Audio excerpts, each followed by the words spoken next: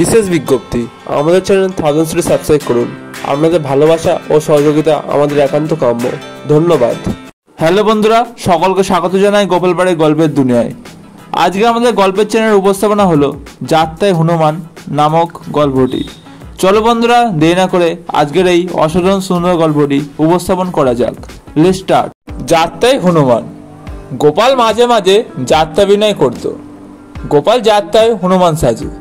যাত্রার অধিকারী একদিন গোপালকে ডেকে বলল, তোমার মাইনে এবার থেকে কমিয়ে দেবো। তুমি মোটেই আগের মতো লাভ দিতে পারছো না। তোমার লাভের জোর কই? বীর হনুমানের লাভ ভালো না হওয়ার জন্য শ্রোতারা অনেক বাজে কথা বলা বলি করছে।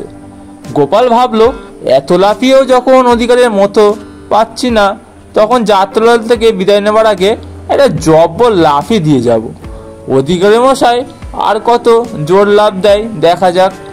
একবার শেষে লাভ দেব, দেখি কি হয়। একদিন রাত্রে যাত্রা শুরু হলো। অধিকারী আসরে বসে যাত্রাগান শুনছিল। গোপাল যথারীতি সেবারেও হনুমান চেয়েছিল। আচমকা যাত্রার আসর থেকে সে এমন এক লাফ দিল, অধিকারীর ঘাড়ের ওপর গিয়ে যেন পড়ে। আর একটু হলে অধিকারীর ঘাড়টাই বুঝি ভেঙে যেত। অধিকারী কোকিয়ে উঠে বলল, এ তুই কি করলি গোপাল? সব সময় ইয়ার্কি করিস কেন? গোপাল নির্বিকারভাবে বলল, আপনি বললেন আমার লাফের জোর নেই, তাই তো হনুমানের লাফটা দেখিয়ে দিলুম কর্তা। এই এক লাফে সাগর টপকে রাক্ষসের ঘরে পড়ে আর কি। হ্যালো বন্ধুরা, গল্পটি কেমন লাগলো অবশ্যই কমেন্ট করে জানাবেন। দেখা হচ্ছে পরবর্তী ভিডিওতে। ততক্ষণ ভালো থাকুন, সুস্থ থাকুন, আমার চ্যানেলের সাথে জুড়ে থাকুন। ধন্যবাদ।